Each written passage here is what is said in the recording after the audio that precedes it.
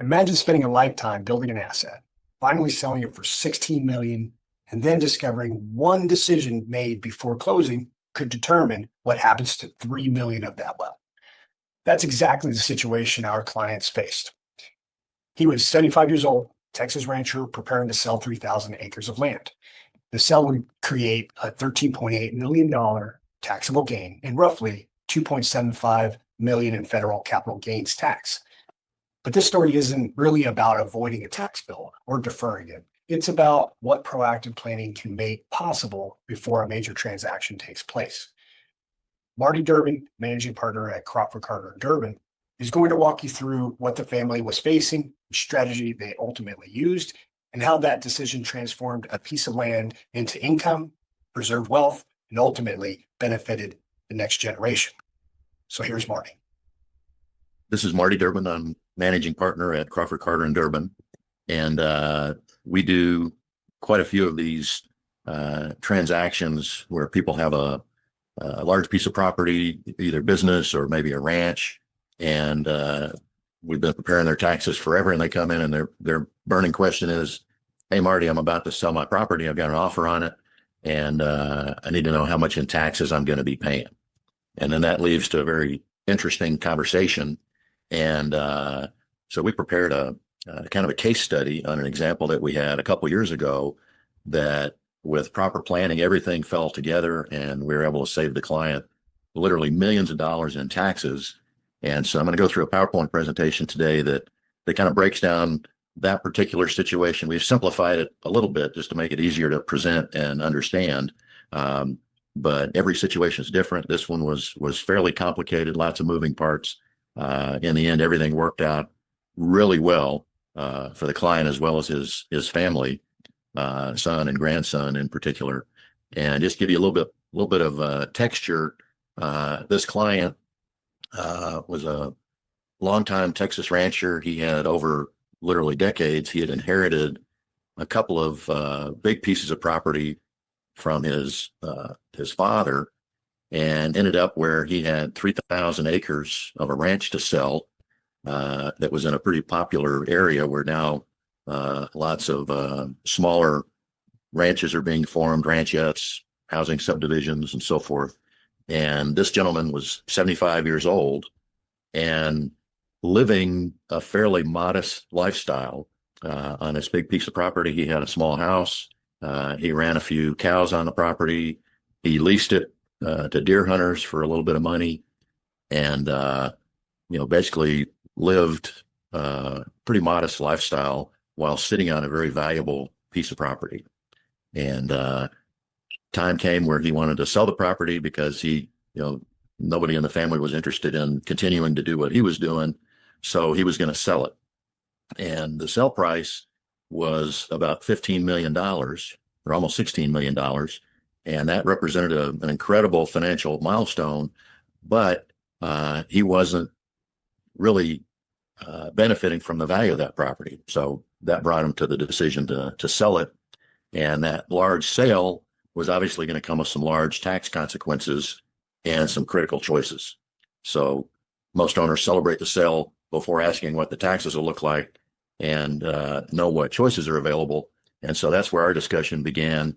And we were able to let him know about some important decisions that he could make and be able to extend the value of that property well into the next generation or two. And what's really important here is you've got to start that planning process well before the sale. If you've already signed closing documents or closed on the sale, it's probably too late for some of the most significant tax moves that you can make. So we'll dive right in. And here's kind of a quick summary of the sale. $15.9 million for this 3,000 acres. The net proceeds after closing costs were roughly $15 million. On this property, it came with the basis the property had when he inherited it, which was $1.2 million. And at the end of the day, he would end up with a taxable gain of $13.8 million. Excuse me. And the federal capital gains tax would be approximately $3 million, 2.75 to be exact. And without planning, that $2.75 million would go to the IRS, leave the hands of the family, permanently. So let's talk about what we can do with that. What if you could defer that tax, not pay it now, and have the ability to potentially eliminate it forever? Big choice. And most people would say, yeah, let me defer the tax. So we'll get into how we do that and what those proactive changes are that take place. Instead of paying the tax now, today, if you did a 1031 exchange instead, what would happen is you'd employ what's called a qualified intermediary to help navigate some of the IRS rules. You would get familiar with what DST investments are, because that's what you're going to exchange the value of your property into. And at the same time, with those investments, you'd have a diversified portfolio, so you don't have everything tied up in one particular piece of real estate. And the bottom line there is your equity moves forward with the same attributes that you exchanged it from, and the IRS just has to sit around and wait for something to trigger those deferred taxes to actually be paid.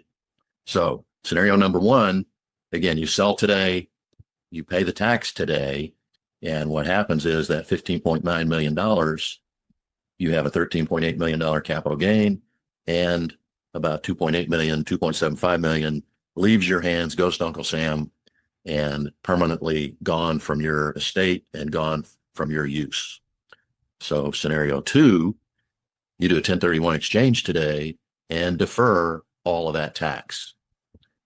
And again, big difference. Instead of paying the taxes and investing what's left, you're going to invest all the proceeds into a qualified investment and utilize income off all the proceeds instead of the after-tax proceeds. And in this case, if you look at the bottom of this slide, the full net proceeds with a 1031 exchange into a DST, the full net proceeds remain invested. And in this case, the client was able to get multiple DST investments so that we could diversify, and they averaged about a 5.5% annual rate of return. And in his case, that was $825,000 of annual income. And if you do a little simple math, if he wasn't able to invest all of that and he paid the taxes on, we'll just use a $3 million tax bill. If that $3 million tax bill could have been invested at just 5% to make the math easy, that's $150,000 of annual income that's gone. And most people would say, yeah, I could come up with a reason to live off $825,000 a year instead of $150,000 effectively coming off of that annual income because I had to pay the taxes today. So most people would say scenario two, that's how I want to do it. How do I make that happen? Well, what you do is this 1031 exchange, quite a few rules that you've got to follow, but essentially, if you do it right, you've got that full $15 million.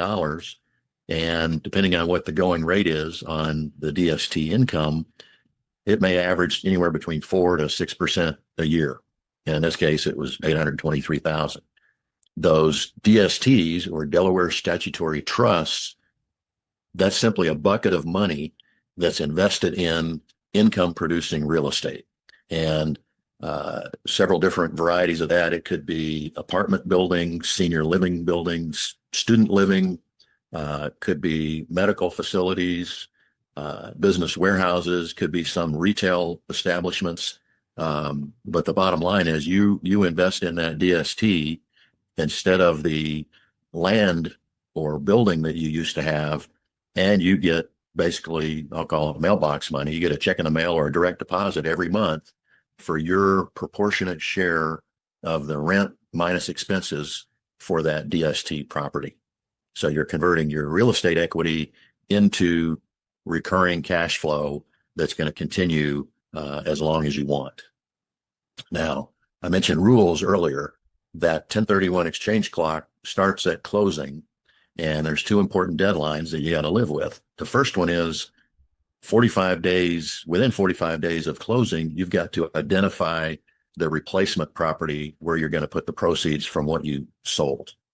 And then you've got 180 days to complete the exchange and actually put those proceeds into the replacement property. And like the warning says at the bottom of the slide, you miss either deadline and the tax deferral is lost. there's no extensions. With what we recommend, typically you're going to know which DST investment you want to put your money into really on day one. So there's no problem meeting that 45-day deadline.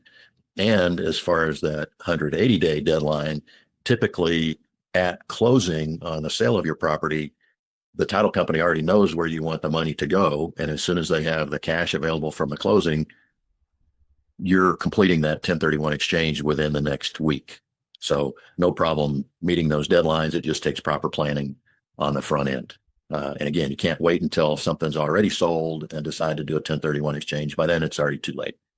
So I like to say when you're looking at these 1031 exchange options, tax planning becomes wealth planning. And there are many other things that you can do. In this 75-year-old widower, for example, with the amount of money he was making from that sale, now he was going to have an estate tax problem when he died. So we partnered up with an estate planning attorney and did some things where we could take advantage of discounted valuations for his estate to make sure that everything he had would fit within his gift and estate tax exemption. So topic for a different day, but typically these planning situations involve not just income tax savings, but estate tax planning, estate tax mitigation, asset protection, coordinated gifting strategies, and essentially building wealth across generations, not just this year, not just deferring taxes on this one transaction. Now, I call this slide the final chapter, and we mentioned deferring the taxes on this sale. And if you do it right, you can not only defer the tax, but you can eliminate it entirely. There's a beautiful thing out there in the tax code called a step up in basis. And essentially what happens is at death, heirs that inherit appreciable assets like stock investments, real estate investments, and so on, their tax basis on that inheritance is at current fair market value on the date of death. So all of that built-in gain on that property, that disappears when the heirs get a step up in basis. So what happened in this widower's case is his son and his grandson inherited everything that this widower had, including the DST investments, and they inherited them at fair market value on the date of his death. So the tax that was deferred magically disappears entirely. And then again, after that, you got to worry about estate taxes. We had that resolved already. So again, this is a real satisfying situation where we're protecting a significant asset for a client, and we're passing on as much value as possible without taxes to the next generation. Lots of important rules there that get people screwed up. Inheriting property is a lot different than being gifted property, and the tax consequences are significant. If this widower had gifted that property to his son and grandson before death, one of the things that you get with that gift is the tax basis of the person that gifted it, and therefore you don't get the step up in basis. So big mistake people make when they don't fully understand the rules. So bottom line outcome, we want the tax deferral, keep capital deployed, not surrendered to the IRS to be wasted on who knows what. Diversified income instead of everything being tied to one particular piece of property, generating income on a monthly basis to help pay for living expenses or a better lifestyle than what happened in the past. Family legacy, wealth endures beyond just that single generation. And then structured transfer to optimize benefits for heirs. The goal just simply isn't paying less tax. It's keeping more wealth working for your family as long as possible. Hope that made some lights go on for people that have a similar situation that's happening. Again, this 1031 exchange capability, it can be used for farms and ranches, could be used for business real estate, could be used for short-term or long-term rentals where